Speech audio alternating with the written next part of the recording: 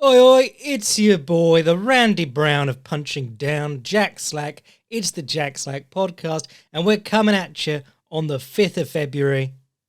We're a month in, and there still has not been a good UFC card this year. Ankalaev Walker, was it? Wasn't it? There was some stuff on that one. This one, however, from last weekend, was not good, and it's now my job to talk about this bum-ass card. I think the thing that's really disappointing is that the same number of people will have watched this card as they do every week. We are just in a position now where the UFC's on. Some people watch the UFC. Whereas previously, people would get excited for the UFC coming up and you'd be like, oh, let's talk about so-and-so in this fight coming up this week, blah, blah, blah. And nobody gives a shit anymore. No one is interested in the pre-fight analysis of Imavov versus Dolidze or Joe Pyfer versus Jack Hermansson. And it's really disheartening having to do them because you know that people aren't interested. I mean, obviously, when we come up to big fights like Volkanovski versus Topuria, which I'm doing some stuff on at the moment, people care. Oh yeah, let's talk about this fight. But it used to be that every card had fights like that, and now we're in the era of just what's on. Oh, the UFC, let's watch that then.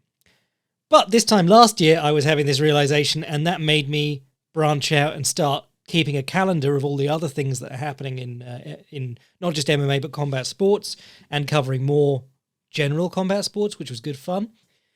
And I put together my fight calendar for the next couple of months this week, and I've got to say, outside of the UFC, things are looking pretty great. I mean, this week is a little bit... Well, there's still stuff going on. You've got Teofimo Lopez fighting Jermaine Ortiz. You got UFC Hermansson versus Pyfer. You got the first shoot boxing event of the year, wherein Kaito Ono, who is shoot boxing god, is taking on Pech Morakot, the great Thai fighter, turned one championship kickboxer, turned retired, and then back for this weird fight. And then you got Mayweather Jr. versus Gotti 2, which is, it's just there as something that you could consider. But there's some stuff going on. But when we get to the 24th of this month, we got on one night UFC Moreno versus Royval, which is a good card because they're in Mexico City and not the Apex. So they put in some effort. You got Ryzen Landmark 8. You got Bellator versus PFL, the champions. You got Santiago versus Nakatani for the WBC bantamweight title with the younger Inoue on the card. And you got Crush 158 in the kickboxing. And either side of that, you got on the 23rd, Rise 176, and on the 25th, Knockout 2024 Volume 1. So yeah, you got loads of stuff going on this month. And it starts to pick up, and March is looking a bit better. It's just been a pretty... I think it was just January was a bit crap, to be honest. But all of that's for the future. Now we're going to talk about a fairly mid-card that just unfolded. Middleweights in the main event. 5 rounds of middleweights. Who needs it? Roman Dolidze is Rikishi. Yeah? He's a mid-carder with a gimmick, and that gimmick is doing fun grappling stuff on the ground, particularly off his back. And when he gets into the main event, you're like, why? It makes sense on a Sunday night heat card, which this was, but you are still sort of like, why? Why is he in the main event? He should be doing fun finishes on undercards. But he fought Nasruddin Imavov, and to be honest, Imavov just made this guy look like he had no clue what he was doing. Roman Dolidze, his striking has always been confidence and power, but as soon as he loses confidence, there's nothing there. Which is crazy because this fight just makes you think, how bad is Marvin Vettori? Because Marvin Vettori just swung with him for 3 rounds, and though Vettori got away from a lot of shots and landed the cleaner, straighter blows, he was still eyes wide, fighting for his life. Whereas Imavov never even looked slightly bothered in this fight. With the exception of a nice rolling leg entry at one point. I think that was the 4th round, but maybe the 3rd round. But aside from that, Dolidze did nothing. Absolutely nothing. He kept getting clinches and pushing to the fence, and then the fact that he wasn't doing anything was at that point, just admit, be like, oh, well, I can't do anything here. We're where I wanted the fight, but I can't even attempt to take down. At that point, just give up. Just tap out, just on the fence, be like, yeah, he's better than me. Because if you're never going to drop on their hips, if you're never going to try and pick up a single, if you're never going to try... the commentators and people online were like, well, has he ever tried a double leg? Has he ever tried a single leg? But he wasn't even trying trips and upper body throws. He was just leaning. And then Imavov would eventually turn him off the fence, break free, and hit him a couple of times. The couple of strikes that he did try were back elbows that failed, and then Imavov was on a back body lock for the rest of the round. Hilarious stuff. What a sloppy ass fighter. And he had Chris Curtis in his corner losing his mind because he hates Imavov for the head clash. And Imavov did do a very blatant foul in this one.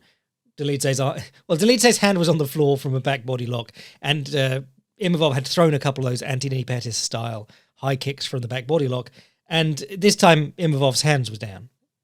And he watched one of the hands and it came off the mat, so he kicked him in the head, but the other hand was still on the mat. So, very blatant foul, but didn't affect the way the fight was going. Dolidze was losing. Dolidze was clueless before that, and he was clueless after. Ironically, I mean, with the Nixick corner, it's normally quite good advice coming from there. It's like I was losing my mind over... I think it was, it might have been a bus fight for Strickland, might have been the one before that. I was saying, he didn't throw a single body shot and so on the podcast. And then in the comments of the podcast, Eric Nixick turns out to be like, yeah, I was moaning about the body shots in the corner. But if you check in on their corner, they're normally pretty good on the old advice. It's just that they've got these guys who really only do a few things. They got specialists and not utility players. You want a 5-tool fighter, and they've just got Roman Dolidze with only grappling and no takedowns. But Chris Curtis was saying he's only backing up, double jab, and then the right hand. And the truth is that that has always been the case with Imavov. He does not circle nearly enough. He does a lot of giving ground. He does a lot of tall man defense, which is step back and hope they fall short, or lean back and hope they fall short. And if you watch his fight with Hakeem Buckley, who is not a very smart fighter and will just run on a straight line and then run out of steam and get tired, Buckley was able to back him onto the fence a few times just by running all the way across the cage. Because, if you start if you start with your back on the fence and Imavov's back to the center of the cage, and then you run at him, he will run all the way across the cage and hit the other fence if you keep the pressure up. Obviously, you want to be backing him up consistently and using pressure to get him to the fence rather than sprinting at him and trying to do it that way. But Imavov hitting the fence with his back is a pretty common thing. I think that's what's really annoying about this one, because Roman Dolidze could have broken from any of those clinches along the fence. You could break on your own terms. If you pummel say you're in an over-under on the fence, you pummel the back of your hand in front of their bicep like you're digging for an underhook, but you just keep the back of the hand there, and then you bump with your shoulder and you break your hands free and you start punching, or you get your head in front of theirs and you break your hands free that way and you start punching. There were loads of points where he had Imavov in a position where, Dolidze, the whole fight, it was like, oh, I've got the power, but he's so slippery I can't get to him. It's like, if you've got him against the fence, break free and start swinging if you're not confident taking him down. Positive stuff from Imavov. I really liked his right hand. I was watching some of his previous fights before this event, and then I didn't preview it because it was that uninteresting. But I was watching a load of his fights, and a lot of the fights I felt like he hits these 1-2s, ends with his right hand, and he doesn't always have the most pop. But when he throws his right hand, particularly in this fight, he throws his right hand and then he immediately weaves. He goes right hand and then rolls his head underneath and out to the right. And that means if the left hook comes back, he gets under it. If they're throwing the right hand or a jab or something that's not the left hook, you're making yourself harder to hit. You can weave into their armpit if they're opening up and start threatening clinches or coming out the back or taking them down, or you can keep punching from a dominant angle. There's a great example, and he did this a couple of times in the fight, but there's a great example from Joe Lewis of this. Joe Lewis used to throw his right hand and then weave off it from time to time, which I really like. Joe Lewis versus, I think it's Buddy Bear, not Max Bear. He goes double jab in, like really unthreatening double jab, just plodding in behind it, drops a straight right on the chin, weaves underneath the return, and then lands a right uppercut, left hook, right straight again. It's the most beautiful combination punching you'll see out of a man of that size, particularly in that era. But the right hand and weave off to your right is a great move, because not only is it an evasion, it's also a little sidestep, so you're creating an angle to continue punching. And quite a lot of the time, Imavov was throwing the right hand, weaving, but getting close enough to like put his hands on Imavov, pushing him back and then stepping in with a step-up left knee to the body. That left knee to the body was gorgeous. The front kicks to the body were constant. He does front kicks off his lead leg, and he does front kicks by switching stances and throwing them off the back leg, which is a nice, powerful front kick. Imavov's the guy that I point to about that twist kick, the kick outwards slightly with your front kick to the body. He lines his front kick to the body up with the line of the opponent's body really well. So in a Muay Thai rules match, not as useful because you're much more square generally, and in a lot of kickboxing you're much more square. But in MMA we tend to gravitate towards more boxing sort half-facing stances. And if you're in the same stance with someone, so you're orthodox versus orthodox, you pick up your lead leg, and if you snap it up on an angle slightly, so if you go, if you turn your knee slightly inwards to your right, and have your foot slightly outwards to your left, and then you kick upwards on an angle, that'll line up with their body nicely. That's basically a triangle kick. If you watch, Takeru, his one moment of success against Superlek was a triangle kick under the arm. Superlek afterwards said his whole body went stiff, and then that's when Takeru got to work with his usual crazy man swinging both hands at once combinations. But to take it the other way, if you're in, say you go southpaw and they're still orthodox, which is what was happening in this fight, you pick up your lead leg, and instead of kicking upwards on an angle across yourself, you turn your knee outwards and you kick outwards in what we call the twist kick on this podcast. But it was a close contender for Technique of the Year on the Slacky Awards last time. But Imavov landed a few of those, looked strong in the clinch, landed it. What I was enjoying about Imavov in this fight was that he was landing and then making defensive considerations, whether that was pushing the guy away, whether that was weaving his head. It's all better than what I've seen from him a lot, which is like hit the guy and then lean back because he's way shorter than you. With Dolidze, Dolidze didn't prove to be anywhere near the threat that someone like Joaquin Buckley or Chris Curtis was, striking-wise, but he was about Imavov's height, so Imavov had to be a little bit more respectful of stuff coming back, even though it didn't. Fifth round, he could have just checked out. So yeah, Imavov was in a sort of weird spot because he had the loss to Strickland in a main event. God, fucking middleweight main event. And then the Chris Curtis fight, he was pretty much dominating that fight, but it was cut short by the clash of heads. And then he was supposed to fight Ikram Aliskerov, which would have been a really fun fight because Aliskerov, I don't think he'd keep up with him pace-wise and volume-wise, but he does have a good eye for an opening, and I do wonder if he'd be able to exploit Imavov's constant backing on, constant straight retreats, or catch him as he's weaving off his right hand. There are guys who do that, and that's very impressive. One of Lomachenko's knockouts from a couple of years ago, he notices the guy trying to weave under his left hook, so he throws the left hook, and then while the left hook's still out, he throws the right hook basically under his own left armpit and hits the guy on the jaw as he's ducking. But yeah, so Imavov hasn't had a win since September of 2022, so he had a rough 2023. So it was good to see him back in action. I did notice they were talking about his small team rather than the MMA factory quite a lot on the broadcast. I don't know if he's distancing himself from them because there's all that stuff with the MMA factory. Look up Cedric Doumbé's post-fight interview from his fight. But yeah, I think that's enough time spent on that. There was a nice leg entry from Dolidze at one point, and he did come up on top, which I think is one of the key points because on that previous card, who was it? Mike Malott did it. Some other lass did it. There was about 3 or 4 people recently who have been entering legs from the bottom and just got smashed. And I'm always keen to say, leg attacks are really useful because they're easy to get to compared to proper sweeps. They're your most reliable way of tangling someone up when they're on top. But you got to be careful because if you attack the leg and you sell out on it, you're just going to get smashed. Basically, what you got to do is use them to divert the opponent or to create a scramble or to come up on top. You can't be looking to finish people with leg attacks in MMA. Not that you shouldn't try. you should be trying to tear their leg off so that they respect it, but at every point you've got to be ready to bail and move to something else. Whether that's because you're coming on top and you're taking advantage of the position, or whether that's because you're going, he's getting his knee to the floor, I need to move. Because Mike Malott got caught basically doing the same thing as Imavov did successfully, as Dolidze did successfully here, trying to invert on the leg, and he just got smashed so that he was, instead of being head underneath hips, he was, in a smash pass basically with his legs crossed over himself and getting hit.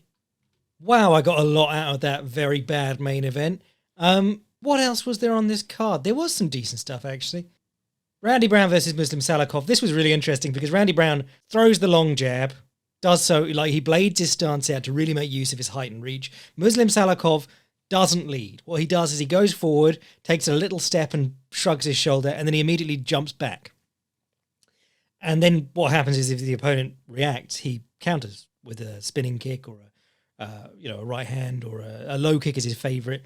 And it worked really well for 3 or 4 times. Randy Brown would jab back at Muslim Salakhov's shoulder feint or fake step, and Salikov would jump back and kick him in the leg as Randy Brown was completely stretched out. And he went, nice. And then Randy Brown sort of worked him out, and his corner were talking to him from outside the cage, and he was going, I see it, I see it. Moments later, double jabs. Salikov's moving his head and gets hit with the right straight. Double jabs everywhere. They're always the key, because it's saying to your opponent, show me what you're going to do. You cycle through their reactions, and then you can hit them where they're going. People only feel comfortable with like 2 or 3 counters. So if you get them to show you what they're going to do, you got a good chance of hurting them. Or catching them doing what they want to do. Sad for Salikov because he's ancient now. How old is he? 39, yeah, that's pretty old. And Randy Brown, what is he, like 34? 33. Good guess, Jack. But yeah, that was about the only notable thing about that fight. Natalia Silva, people gave praise to. She fought Viviane Araújo. I think Araújo is pretty... As much as she's washed. Like, she's what is she? 1-3 in her last 4. But she looks slow as hell. And Natalia Silva, the main thing that you get about her is that she's just blisteringly fast. Because I watch half these fights on like 1.2 speed because they're just not interesting. Things like, what was it? Jamal Pogues versus Thomas Peterson. I was watching that on I think I was like 1.5 speed for that one. But I was watching this and I was like, oh, maybe I'll slow it down so I can see that. And I realized that I was watching it on normal speed. And she's just real quick. There is some stuff about her that is not necessarily great, tactically. I mean, if you watch this fight, she backs herself towards the fence and then she flattens her feet and swings 3 punches and then runs out the side door. And that is, you know, if you were a big hitter and you wanted to get someone towards the fence and get them into a trade, that's exactly what you want. It's that Viviane Araújo is so slow and she was so timid by the end. And all she wanted to do was duck into Silva's chest and hold on. If you had someone who was a bit more confident, just throwing hard punches or hard low kicks or whatever, that's where you get really chewed up. She's a very fast fighter, but like she gets often into positions where her speed could be taken away from her. Now she did throw like 3 punches really fast, but that's like having someone on your back in jiu-jitsu and then, you know, standing up and trying to shake like a dog to get them off. You know, it's not necessarily the smartest thing, and often it only really works because the other guy is so surprised. But I love that lead leg that comes up from nowhere and hits people in the head. Could do with a little bit more stank on it, if I'm honest, because she is so small that, you know, these kicks are like landing clean and not really doing much. And I'm always saying, like, women should throw high kicks more because, you know, a leg is heavy no matter who you are. You don't need upper body strength to throw a leg up and hurt someone. But clearly you need some strength to hurt someone with it. But otherwise, I was pretty impressed with her. I mean, she was fighting off the takedowns well. Araújo basically did nothing, you know, even when she got what she wanted and got to the clinches and stuff. She was operating the Roman Dolidze main event game plan. Anything else good? Charles Radke got a gimme against Gilbert Urbina because the Urbina brothers, they got to be the losingest brothers in UFC history. Hector Urbina is best known for getting smoked by a young Luque, and Gilbert Urbina turned up, lost to Brian Battle in his first UFC fight, beat some guy by a front kick to the body, and then he fought Radke. And what he did was he just stood on, like, Radke would back him towards the fence. And Urbina was basically doing what Natalia Silva was. He was trying to punch off the fence, and his chin was up in the air.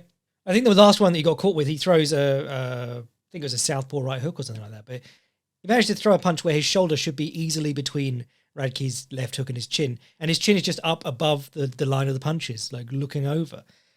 He looked terrible in this. Radke's left hook, you know, Radke was just throwing the left hook in front of himself. He wasn't like going to Urbina. He just kept hitting him because Urbina couldn't help but place his chin in the path of the punch. It was pretty incredible. But the funniest thing was Radke afterwards goes to the interviews with the press and he's like, who's got money? I'm giving you this for free and you should be paying me. And everyone he goes, next question. And no one asked him a question. And he was like, oh, good, and left. But yeah, seems like a bit of a fucking idiot. I mean, he went the full 3 rounds with Blood Diamond. That's all you need to know. And to be honest, so did Urbina's last opponent. But fighting the Urbina brothers must be so good for your ego. Because he came out to the presser like he was God's gift to cage fighting. Molly McCann beat up Diana Belbita, and mainly what I took away from this was that Diana Belbita has no business being a professional fighter. She threw nothing. She just stood there, like, covering up and walking forward as Molly McCann beat the shit out of her. And it wasn't like she was covering up and walking forward towards something. She was just sort of following McCann around the cage and getting beaten up and then got armbarred. So, yeah, it was just fucking terrible. If you're this girl's coach, tell her to retire. Stop taking her money. That's unethical. Saving grace for the card, in my eyes, was Charles Johnson versus Azat Maxim, undefeated prospect out of Kazakhstan.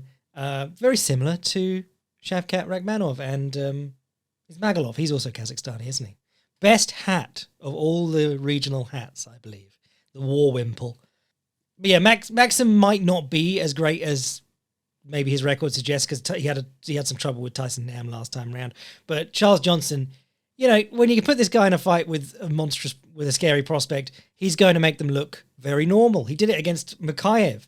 You know, he's stopping all of Makayev's takedowns, easily getting up, and you're going, what on earth is this guy's base? Oh, steeplechase. It's just, he's the best. Like, there's so much to this guy that I just don't understand. He's got a giant Olympic tattoo, like bigger than the people who actually go to the Olympics, and he's never been to the Olympics.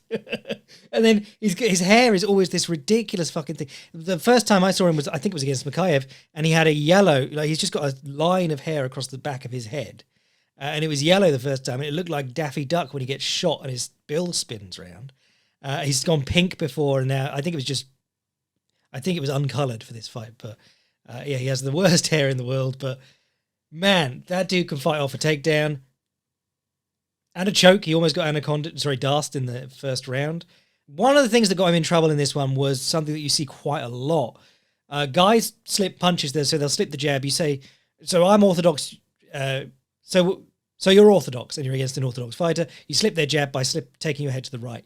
What a lot of guys do is that they leave their left shoulder behind. If you're slipping, you want your left shoulder nice and tight to your jawline, because otherwise your head comes off to the side and you're giving them a profile of your jaw. And that's when you see these ones like the one that Maxim threw, right straight, goes to the target, and it just turns your head round, hits you in the side of the chin and turns your head. And that's really what you don't want.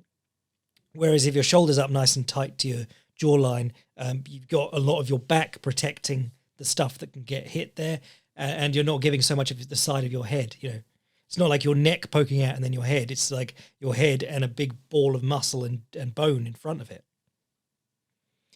And he did that a few times. He got caught leaning with his head away from with his chin away from his shoulders. And through that first round, he had a lot of trouble. He was getting hit with things and going like, oh, that's not good. And then the second round, he started to bring it back. Third round, his striking actually really interesting. He was shifting through on things, shifting mid-counter. So he'd slip a punch, shift through with like a left straight into a southpaw stance, and then come with a right uppercut. Throwing some really nice uppercuts in this fight. Attempting takedowns of his own and scoring them. He went for a takedown in the second round it was like he was curling. You know, one of the things that you learn quite early on is that you don't want to slide too far with your takedowns. You're trying to make distance on your penetration step, but you're not trying to like skid across the floor and tear your knees off. Like, you know, when you watch Paul Craig fail a load of takedowns and his knees are just weeping. But yeah, he slid for miles and came up on Maxim's legs and almost, I think he completed that one. But one of the things his corner was asking for was low kicks, and he didn't really go to it much because Maxim was the perfect guy for this. He had this very long stance, and he kept stepping wide to throw the right hand. Maxim and the guy on the road to UFC, both very long stances, I remember from this card. But yeah, he kept stepping really wide, and that's when you can hit that little inside the shin kick or inside the thigh and knock his leg out. Borkow versus Mike Zambidis is a great example of this. Zambidis is obviously known for the overhand, and Borkow would just put his left hand in as a frame, so either on Zambidis' lead shoulder or his rear shoulder, keep his own shoulder up high so that he couldn't get hit as clean by the overhand when it came through, and he'd kick inside the lead leg just as Zambidis was stepping onto it, and you a lot of the time you just knock their leg out. Similar to something that Superlek was doing to Takeru. He'd throw his low kick or whatever, and then when Takeru was coming back, Takeru would step out to start throwing his right hand. And as opposed to straight at you, like out to the side slightly. It's for guys who like to swing a big overhand. And Superlek would throw a teep with his lead leg across to the inside of Takeru's lead leg, because Takeru would be showing him the inside of the thigh, and he'd stomp whole foot on the inside of the thigh and knock Takeru out of his stance. And he knocked him to the floor, I think, 3 times with that in their fight. Go read the article, because I wrote a whole article about Superlek Takeru. Mainly about the low kicks, because double jab low kick was the order of the day. But yeah, Charles Johnson's great. Maxim, I think, not quite as amazing as his record made him look. But yeah, room to grow. It's kind of like Ismagulov. What's there is good, but there needs to be a little bit more if you want to be the best in the world. Anything else I enjoyed? I mean, Themba Gorimbo knocked out a dude really quickly with he timed him stepping in and hit him with an overhand as I think Rodriguez was throwing his right hand, and he basically hit him with a forearm on the neck, which is the best way to hit someone. Not legal in boxing, but totally legal in MMA. The old Kote Atame, the wrist bash. One of the interesting stories of this card was Aliashkab Kizriev versus Makhmud Muradov. Kizriev came into the UFC as an undefeated prospect out of Makalachkala in Dagestan and choked a guy in 50 seconds on the Contender Series who, you know, if you saw it, you're like, that guy's not very good. Then he fought Denis Tilulin in March of 2022. Denis Tilulin is an absolute scrub. And, you know, that win told us less than nothing, to be honest. So I was like, yes, I see this guy's talented, but I need to see him against someone competent. Fights Makhmud Muradov after the best part of almost 2 years to the day after that first fight in the UFC because he was injured or something. Well, he just withdrew from his last fight. I don't know if he was injured. Could be drugs. You know, with how USADA was operating during this time, you just don't tell anyone that you got suspended. But anyway, he fights Makhmud Muradov on this card, immediately reaches out with his lead hand splayed open. There was no way he was trying to jab. He just went finger straight in the eye and closed Muradov's eye. And that was all she wrote. 11 seconds in, no contest. Good job, Kizriev. Turn up, weigh in, poke eye. Thank you, Aliashkab Kizriev. But honestly, this fight told me more than the Tilulin fight. Oh, dear. On the plus side, at least he's not injured, so hopefully quick turnaround on another fight. Co-main was Renato Moicano versus Drew Dober. I like him. Moicano I've lost track of a little bit because when he loses, he tends to get beat up. You know, the Aldo one was a great example. The Rafael dos Anjos one, he took some terrible shots in that fight. But he also, it's this thing where he's quite hittable, but he's also quite a slick counterpuncher, and he'll surprise you. And he's got a pretty good jab. If you watch the Riddell fight, he comes out and Riddell has no idea what to do. And he'll throw the jab and he'll pull back and he'll throw nice counters off it. If you watched him against Hernandez, he's doing like pull, uppercut, left hook, right, straight counters. And you're countering in combination. You're like, bloody hell. Because this guy was a grappler originally, touted as. I think he came through Jungle Fight. But one of the things that I noticed quite early on was that he's quite well-rounded, and he does, if he gets a read on someone, he can adapt to the situation pretty well, because he's not known as a low kicker, but he took Calvin Kattar apart with low kicks because he recognised that low kicks on the counter to the jab, and like I said earlier, countering that extension of the stance and buckling the knee in, was the order of the day. He worked him out, and he went to town, and in that fight, you would think Renato Moicano was a guy who just wanted to low kick. So he had his in this fight, he showed his jab at Drew Dober and he landed a counter early on, and then Drew Dober just clattered him. And you're like, oh, okay. Yeah, no, Drew Dober's a really hard hitter. You probably don't want to be mucking around with him. Even if you're landing your okay blows, Moicano's not the biggest hitter in the world. And he does get hit a lot, and he doesn't have the best chin in the world. So Renato Moicano basically lay and prayed for a lot of this fight, and I don't blame him. You know, he stood, when Drew Dober kicked him out to range and he was standing over the guard, he dropped good punches then. There was a lot of like keeping his head down and keeping the pressure on, you know, working his way back to half guard or closed guard. Didn't really want to advance a lot of the time. And yeah, I mean, that was the story of the fight. But the takedowns were nice, getting the single leg and going to the body lock off that. Drew Dober hit a beautiful lat drop in the second round and then smashed Moicano on the ground. And then people got on him because he failed the lat drop the second time and ended up on the bottom. Yeah, it's a big risk move, but I don't blame him for trying to take Renato Moicano down a second time, even though he's winning on the feet, because he did so much damage on the ground the first time. Moicano, not an elite guard player by any means. But I'm glad that Moicano is getting some attention now, mainly because he swears a lot and he's like developed this gamer personality. Because he was doing fun things for a long time in the UFC and nobody seemed to care. You watched him batter Cub Swanson and Calvin Kattar, and like 3 fights into his UFC career, he replaced someone at late notice against Jeremy Stephens, who was ranked like number 7 at the time, and he beat him. Yeah, he's a very crafty customer, and yeah, he didn't used to get the love that he deserved. I think by doing these really random, they're a little bit contrived, but these really off the wall post-fight interviews, he's at least getting some attention now. And he's got a YouTube channel, and He says funny things on the YouTube channel, like just slagging off the Apex, which is great. And he subscribed to me. So, solid guy. Anything else on that card? Jung-Yun Lee was actually pretty good. I enjoyed him. Very exciting prospect. Had been knocking people out in like the first round, and suddenly in the UFC, he's got a split decision win and a unanimous decision win. But he was pretty convincing here against Blake Builder. Yeah, lovely takedown defense. Body shots. What more could I ask for? Double jab right straight. Love it. Smothering top player. Thought he was excellent. And then it's worth talking about the Road to UFC finale. I didn't watch any of the fights previous to this, but in the season that is. But they used these as sort of post limbs for the Apex. It's so weird to like get all these fighters, fly them in from Asia, and then have them fight in the Apex. It's not quite as weird as when they did the Shanghai card and they just moved it to the Apex. But if your whole thing is savings, why are you paying for these flights? But he had 3 fights. He had 1 flyweight, 1 featherweight, and 1 lightweight. The flyweight fight was probably the most promising fighter. Ray Surya, versus Jinny Yushiyu. Japanese Ray Surya versus Chinese Jinny Yushiyu. Surya has the longest stance of anyone I've seen fighting lately, and he was timing a shot underneath the jab, and he leaned back so far, and then he had to go to where his lead foot was. He'd left it like 5 feet behind. Very weird, but fun fighter using a pinch headlock along the fence really well.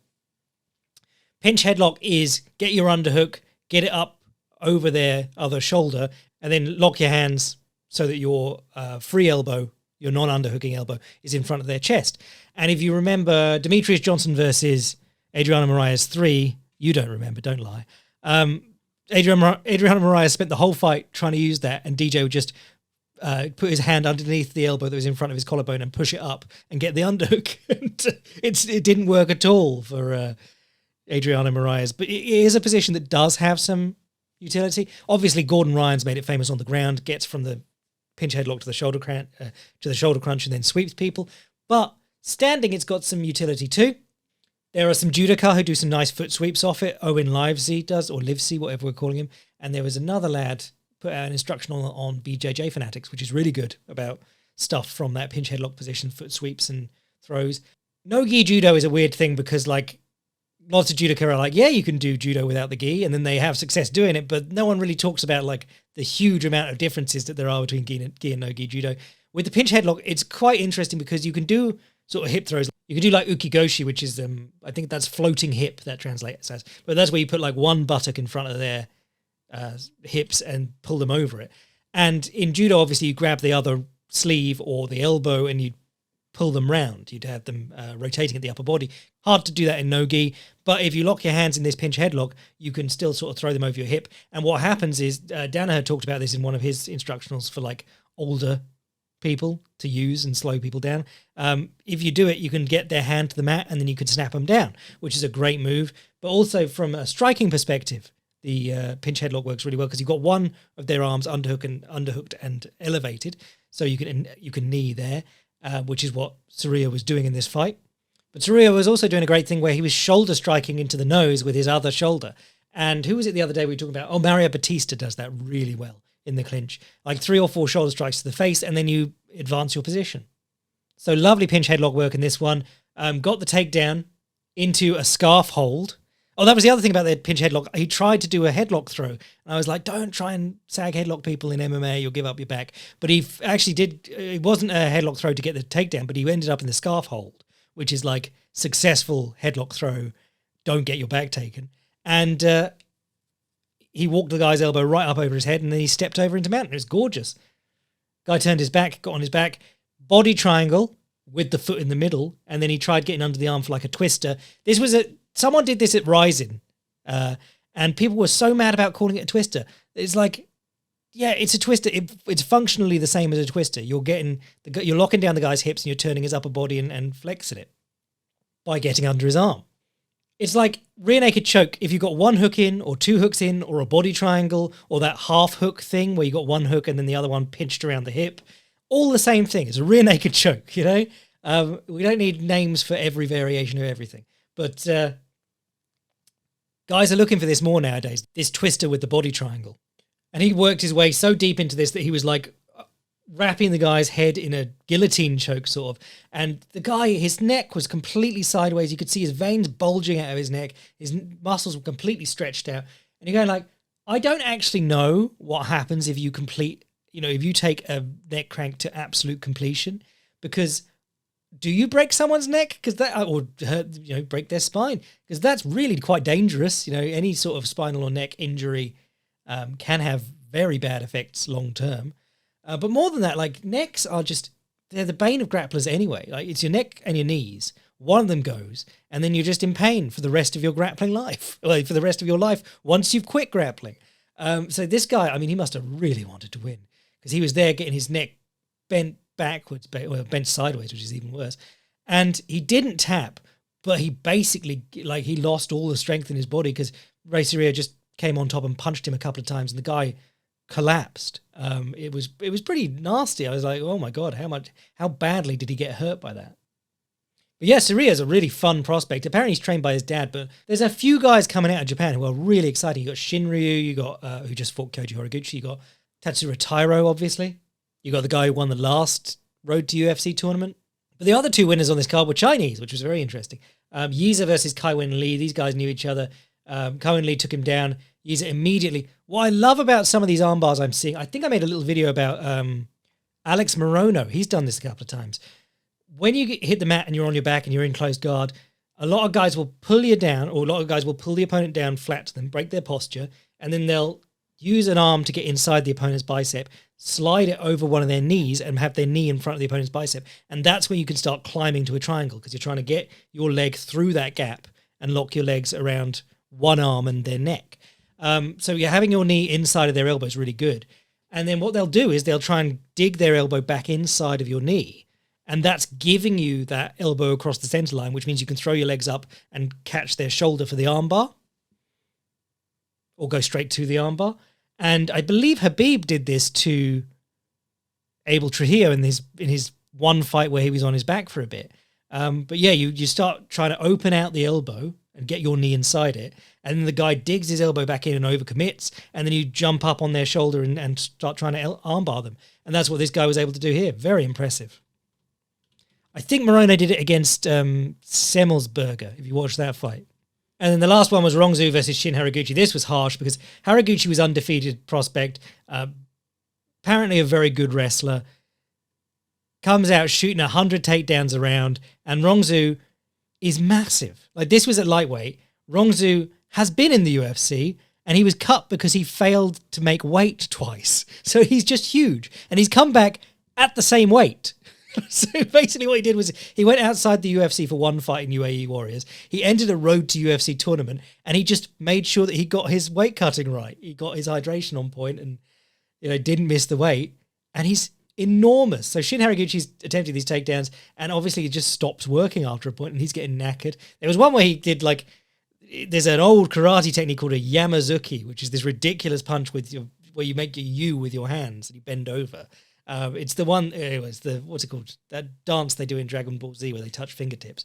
Tenshin does it at the end of every one of his fights. It's like a pose that he does, or maybe it's the start of his fights.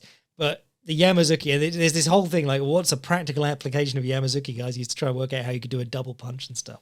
And he basically did it. He went elbow deep on the leg with his bottom hand and threw an overhand at the same time with his top hand. It was very funny, but absolutely failed on most of his takedowns. Tough as nails because he got kneed in the face about 3 times attempting takedowns. Rongzu's going to be perfect. Put him on Sean Strickland cards because the people who are terrified of China will love to hate this guy. He's a massive weight bully. He's missed weight loads of times. And then he's in the fight and he's spitting at his opponent. Herb Dean's going like, I won't warn you for spitting again. And the guy's like, oh, sorry. Gross. But yeah, respect to Rongzu for winning, I suppose. But this was worth watching, the Road to UFC. Sadly, they lost the Lee brother who was on this. It was not Kevin Lee's brother, the Lee who was on the main UFC card. He had a brother who was on this card in the 135 final, but his opponent withdrew and they cut that at short notice. Because I thought a 3-fight card is a very weird thing to put on the end of a UFC card. But yeah, the UFC post-limbs actually better than most of the card. So go watch the Road to UFC tournament. It's up on Fight Pass. And I reckon I'll call that a day here today. We've got some stuff going on next weekend, which I've already mentioned, but lots of stuff to talk about on the Boycast. I might even write something. Who knows? There was a Superlek versus Takeru brief article I put out last week. If you want to get in on all the extra stuff and support the podcast, sign up to the Patreon. If you want to send an email to the podcast, jackslackpodcast@gmail.com. And if you want to see what I'm writing anytime, fightprimer.com. I am your boy, Jack Slack. Oh, another middleweight main event at the Apex next week. Bless.